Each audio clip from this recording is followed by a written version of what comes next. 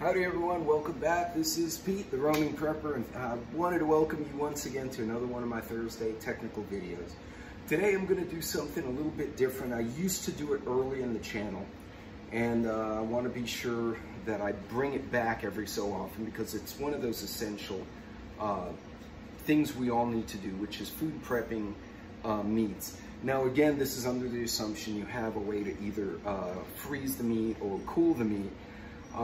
For those of you who have a Jackery, generator backup, solar backup, probably not an issue. If you have a big enough like Jackery or EcoFlow or whatever, it'll be enough for you to go and get your freezer started. So what we're gonna do today, we got a deal. They put the chicken on sale. So it was $2.97 or $3.50 a pound. It went below $1.90. So I got a pack of both. I actually got 2 packs of this. And then we do eat fish in the house. I found salmon has the least fishy taste when you make it fresh. So we're gonna make salmon steaks out of this. I'm gonna preserve them, then all of them will go through the Foodsaver process, and we're gonna freeze them. And again, I have a Jackery suitable to keep the freezer going. And keep in mind, when you're doing stuff like this, you don't need that freezer running all the time. You just gotta refreeze every 4 to 6 hours, depending on how hot it is. So I'll be right back, and we're gonna go through the process of storing these 2 different types of meats and then getting them into the freezer. I'm gonna go through the whole process, seasoning and all that good stuff. So hang on just a second and then we'll get started.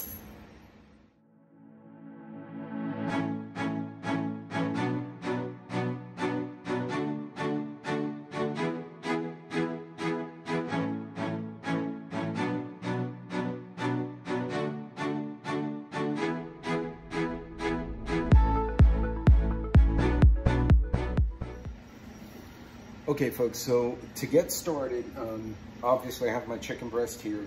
I have another pack of chicken breast that I've put back in the fridge. I want to keep it cool. What we want to do, we want to stage our area. So I already, did a Clorox wipe, kind of sanitized the countertop. I need to move this cast iron out of the way because I'm not using that right now. I just seasoned some cast iron, but that's a different video. Normally I use Himalayan pink salt. If you don't have that, kosher salt works like a champ. You can use table salt if you want to. This is just the way I do it, and black pepper. I like to crush it fresh. And then I use a Mrs. Dash. This one's about empty, so I bought this one. Whenever I open this new one, I'm probably gonna buy another one and keep it in the pantry. I found that this is it's the garlic and herb. It's a great all-around seasoning. I actually use it directly on pasta dishes, like I make the whole dish and I sprinkle it a little on it. Gives it a nice taste. Also, since it is Mrs. Dash, it's no sodium. So if you're on a salt-restricted diet, you have high blood pressure, high cholesterol, whatever, and you gotta watch what you eat, this is a great thing to have. I picked this one up at Sam's, and if you buy in bulk, they're way cheaper than the little ones. So I'm gonna get going here. I may have to reposition the camera a couple of times, so apologies in advance. Also, I got my cutting board and my chef's knife. So I'm going to start by opening this puppy up without cutting myself, obviously. And as you can see, the chicken, let me get a little closer here. Hang on just a second, my friends, as I argue with my... And as you can see, this chicken breast, and these chicken breasts are really phenomenally large, which is kind of funny. Rewashing my hands here, so I cross-contaminate everything. These chicken breasts are super big, and what's comical is you wonder what kind of turkey did this come from. So the way they're packed, look at that. This is just a monster chicken breast right here. So this is way more than 2 people can eat in one sitting. Now, if you have a family, this might be sufficient. So what I'm going to do here, let me once again angle the camera a little bit back. Actually, I'm going to angle it the other way.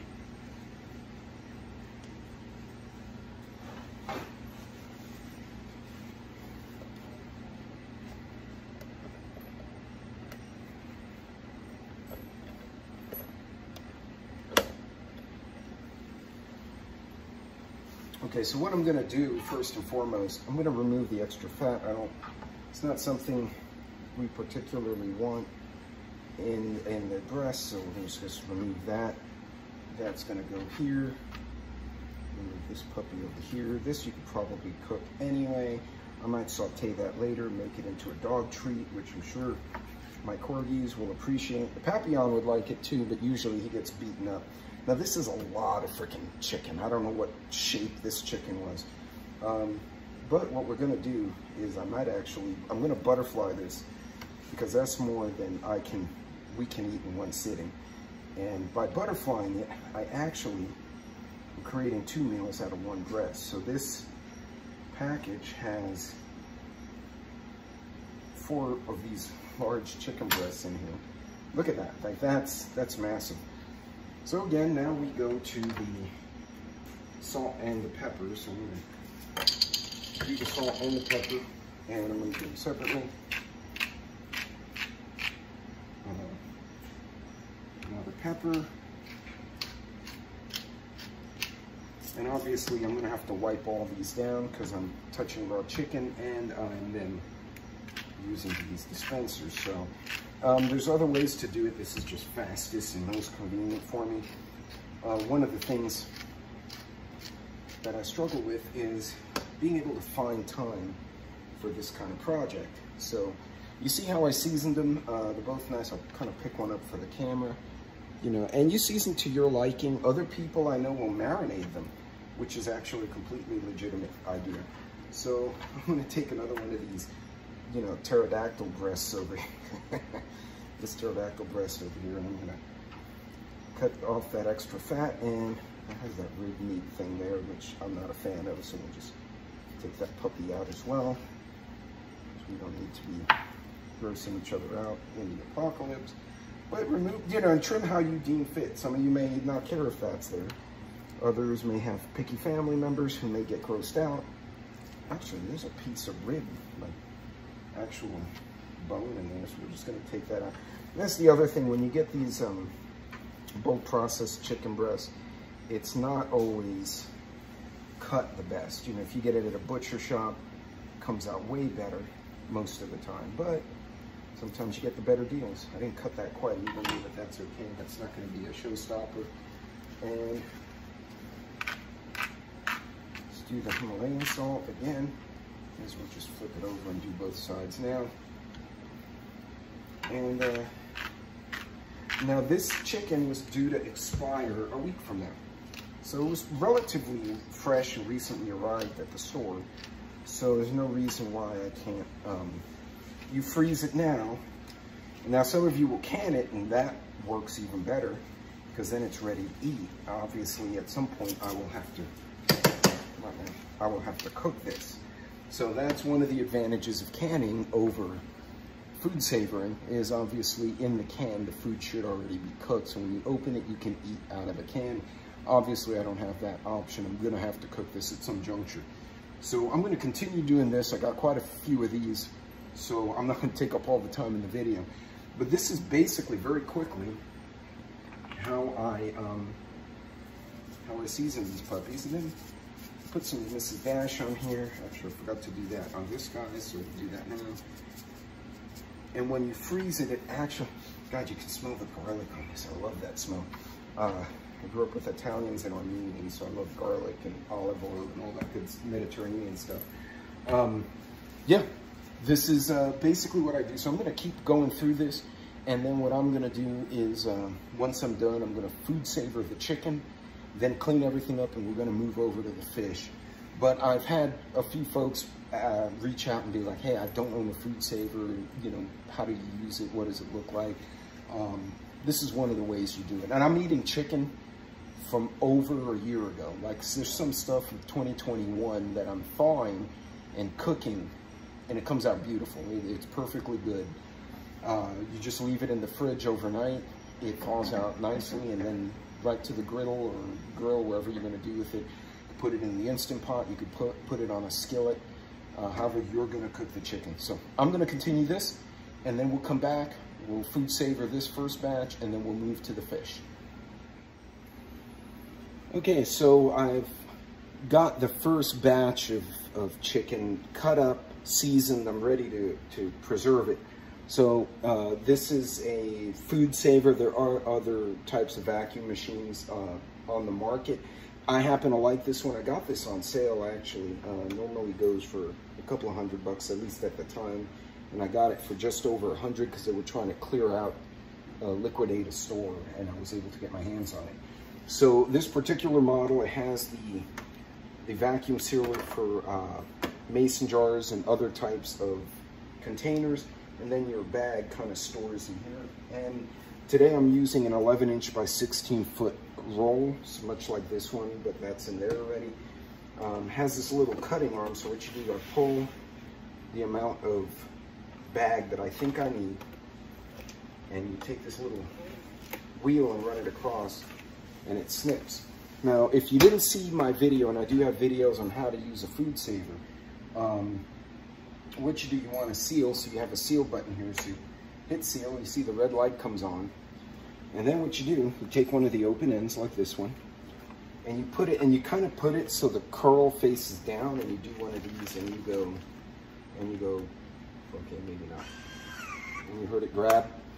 So it's sealing now. The little green light comes on to verify that it is sealing. And you just wait. And what I'm going to do in the meantime is I'm going to go and get my handy dandy Sharpie. Now, this is an ultra thin Sharpie marker. I'm a big fan of these puppies. So today's date is 19 August 23. I write the dates like this with 19 August 23. It's a European style. It's also the military way of doing it, but it makes it easier to, because if you just put like 2/2/23, you might not be able to read it as well. I found that by putting the actual month, the first 3 letters of the month in the middle, it makes it easier to read, especially if it gets frost on it. And then I'll just put here chicken breast season, and I'll put uncooked, just, and most folks should know, but I do store some like chicken nuggets or other things that are already cooked. All you need to do is heat them. This one you must cook thoroughly. And then I'll take what I think is my serving portion, which, so I take 2 of the pterodactyl breast portions and I just stick them in here. And y'all are going to be laughing about that pterodactyl breast for a while. And then you kind of sit them in here. I just made a mess. You kind of sit them in there so that they're flush, and you have a little bit of room at the top. I probably could have put this bag a little smaller, but that's fine. And then I'm gonna, now I don't press the seal button. Now it says dry. I'm gonna move it to moist because this is a moist food. The light's on, and basically you just feed the bag. And again, I do it with the curl, so it curls downward like that. And you just kind of push it in here, and eventually it grabs it. And you see it seal up.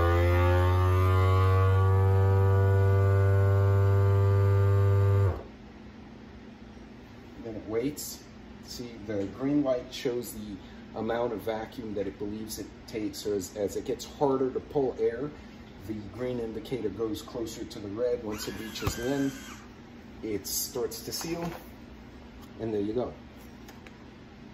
Now you can use this for pantry items too, but today we're just going to use it for the meat. So I'm going to do it again, just so you guys can see it once more. I think this is the length of bag I took. I could probably knock a little bit off. But you don't want to make it too short because you're going to need enough room to seal on one end and then to grab on the other. If you make it too short, so now I'm going to seal. If you make it too short, then it won't be able to seal and you waste product. Right, you'll waste a whole 4 inches of bag to save a ½ inch. That doesn't make sense. So notice it's about a ½ inch seal on top, ½ inch on the bottom, and you want a little room for it to grab and pull the vacuum. So here we go. Once again, a sealed bag. So, and I lost my Sharpie. Here we go. So we'll repeat what I did earlier. 19 August AG 23. And then chicken breast seasoned.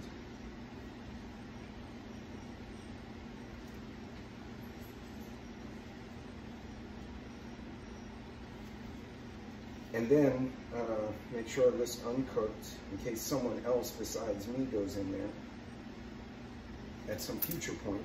And by the way, this doesn't have to be for an emergency, right? You could just have family show up unexpectedly and you're like, oh, let me pull some extra chicken for lunch tomorrow. And you just go to the freezer and ta-da, you're not in a panic running to the store because, you know, your in-laws showed up or something like that. That's silly. And there you go. We kind of loosen it a little. Again, curl down and you just, and it seals it up. See the indicator? Lower the light on. Oops. And now the red light comes on.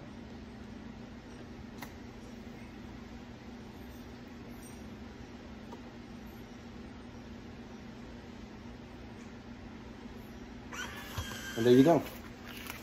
You are done, and you are done. Now we have 2 dinners worth of chicken, and these are big chicken breasts, so I can probably thaw it, use one for one meal and one half for the other. Again, remember, I butterflied the big breasts into smaller ones, so it's more manageable. I'd always recommend, if you're not sure which way to go with smaller portion sizes, because it's easier for me to open 2 of these if I think I need 2 than to put like 4 or 5 breasts in one bag. And now I need chicken, but I've got all of them in one big bag. Now I'm committed to opening it, and I've now had to thaw the other chicken, you know what I mean? Or had to refreeze it, and then you get complicated. It's so much easier to reopen smaller portions. Also, if you have to bring some to someone, either in the event of trading, or, you know, a barter, or you're just trying to help a neighbor out, you don't have to show this whole big 5-10 pound bag of whatever you have, whether it's rice or chicken. You can just bring that one serving and go, hey, here, I had this to spare for your family. And, or if you're trading, you can do that. So just a thought. So I'm going to keep doing this. So basically what I'm going to do from here, I'm going to continue with the other package. I'm going to season, salt, the whole 9 yards, seal it up, and then we're going to freeze it. I'm going to move to the fish. I'll be back in a few minutes. Okay, gang, so we're going to do the salmon now. So as you can see, I got a nice piece of salmon. What's funny, if they cut it for you, you got a piece like that, like this here, and it was roughly 20 bucks. But for 10 bucks more, for 30 bucks, you could break it up like, you know, you could have this entire section, and then you can split it up. I bet I can get at least 3 dinners out of this, maybe 4. Keep in mind, do the math, right? Say it's 28 plus that's 30 and change. 30 bucks divided, and I get 4 meals out of it, right?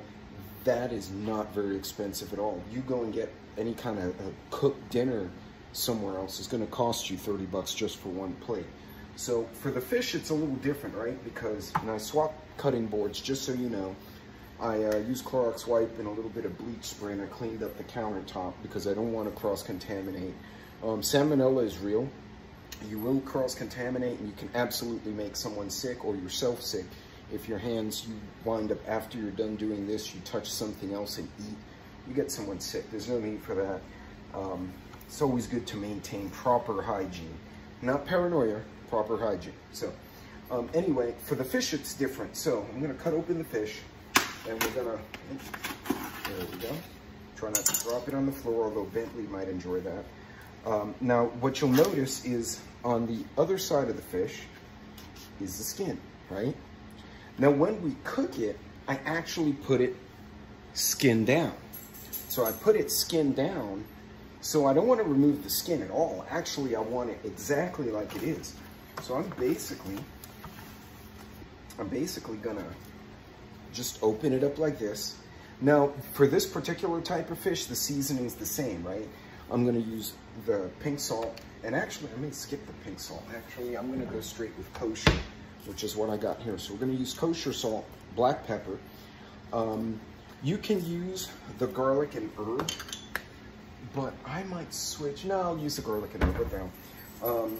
Garlic and herb has done well for me. So what I'm gonna do, I'm actually gonna season the fish exactly the way it is. I'm not gonna butterfly it or do anything to it yet.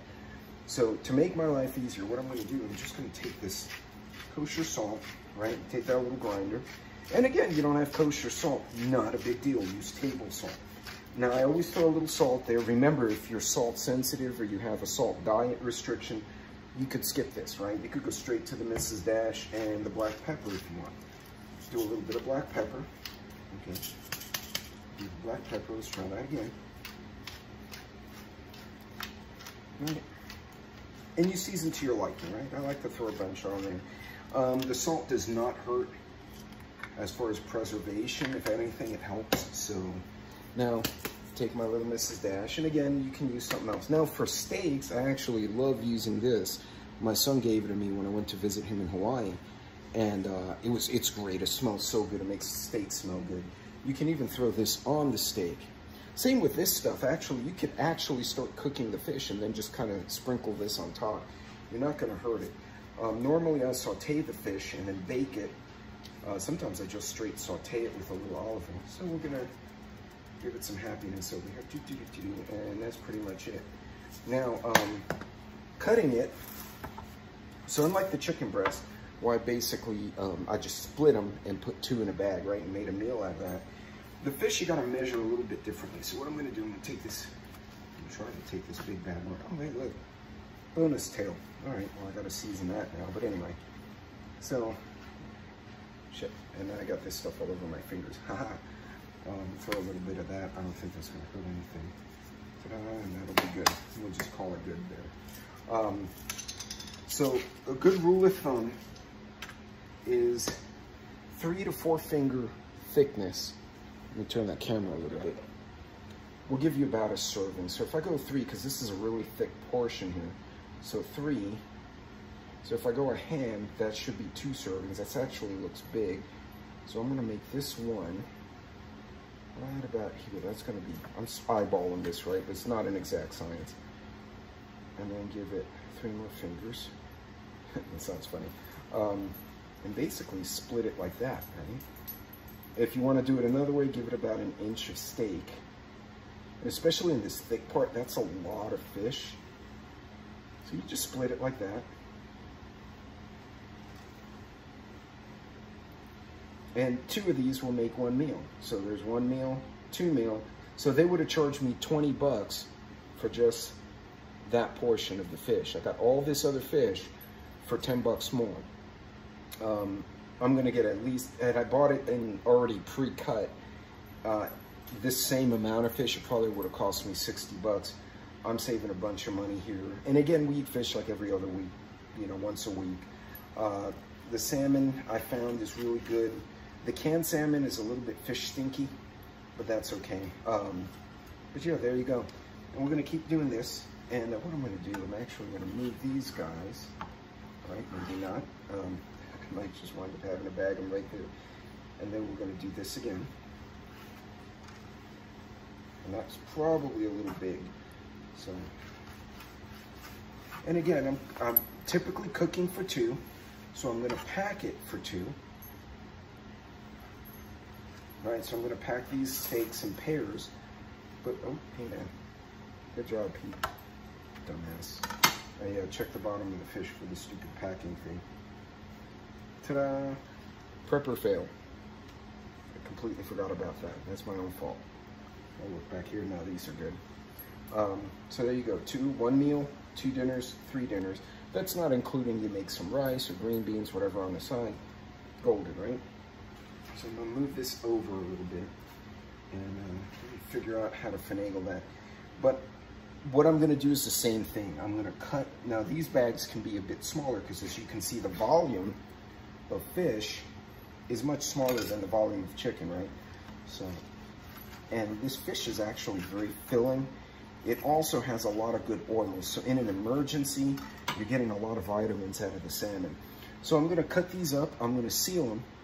And then I'm going to put them in the freezer here in the kitchen. And then we're going to move it over to the stand-up chest freezer. And we're going to stick it in there for long-term storage. And I don't put everything in the other freezer. I do keep some food here. In the event one of the freezer or the fridge die, you know, I don't have everything in one place. So, but again, I leave the skin on so you can saute, and then you can bake it even if you want. You can even put it on the grill. Once the skin stays intact, you let this season, it comes out really nice. So I'll be back, and we're gonna finish this up. All right, folks, so you guys got to see kind of how I do the fish versus the chicken for a Foodsaver. Again, if you have gas backup solar, you know, or a jackery, whatever it is to back up, remember, especially the chest freezers, if the more you fill it and the less you open it, once it's frozen, it'll stay that way for a while. That's how it's designed. So if you have a jackery or another power source that's suitable to deal with the surge power, in other words, when it kicks the compressor on, because even if it runs at 150 watts, it may pull 350 just kicking on. And once it goes, it comes back down to 150 watts. So the small jackery in theory would work well, like a 290, until you realize your freezer needs 350. And then now you can't use that jackery to get the freezer started. But once you have it started, you let it run. When the compressor turns off, that means the temperature inside the box has gotten to where it no longer needs power. It shuts down. That's when you unplug your jackery, either recharge it or plug it into something else. So a lot of people think, oh, well, you know, the jackery will run out eventually, but you don't have to leave it running the whole time, right? If you have to get something out, you open, you get it out as quickly as you can, and you shut it. And that's why I'm a fan of the opening top, the chest style freezers. But you got to organize them, otherwise it just becomes an abyss of crap. I have another video where I actually explain. I actually have baskets and different ways of storing, so I can go in and I'm like, I need pork, I can just pull out boxes and bins and get the pork and then put everything else back. So I now have 5 of these for salmon and 8 of these with chicken. So I'm gonna put them in the fridge, I'm gonna let them freeze, I have space here, and then later I'm gonna go to the chest freezer, I'm gonna pull out the various baskets, and I'm gonna do the fish first and then the chicken and get them in the deep freezer. But yeah, folks, that's it. That's pretty much in a nutshell. Again, I keep the spicing simple, you know, kosher salt, the pink Himalayan salt. I picked a lot of these up for those of you who want to see that. Again, that one was Sam's Members Mark. But you can use table salt if that's what's available. Pick this one up as well. Mrs. Dash, you can find the regular packages in Walmart, pretty much anywhere. If you need the big ones, you'd have to go to a big box like Sam's, Costco. Walmart may have them, or you can order them online. I'm sure somebody will carry them. But anyway, folks, that's it. Just a refresher course in properly storing the meat using a Foodsaver. Now it's going to be frozen, and I'm going to stick it in the deep freezer, and we're done. I'm stocked up. I had to run down my inventory a little bit because I had no more room, and some of the product was getting to that 18-month, 2-year window, even though I've found that they last longer. That's kind of like my rule of thumb. If it's getting close to that 18 months to 24 months, I try and use it and replace it immediately. So I ran down my inventory in the freezer a little bit, get some of those meats done. It's cheaper and it keeps my rotation fresh. And so this will backfill me. So folks, I hope that was helpful. Once again, don't forget to like and subscribe. If you have questions or comments, I normally will premiere a video like this, but if I'm not in my own premiere, and sorry about the audio, I'm having some troubles with this headset, feel free to put them in the comments below if you wind up catching the replay. Till next time, God bless, Godspeed, help each other out, be careful on the road, and stock up, but be smart. Save money, do it the right way. SHTF can be an actual physical thing, it could be a financial thing, it could be a personal thing. But if you have this kind of stuff ready, you can get through it. Take care, guys. I'll see you on the next video.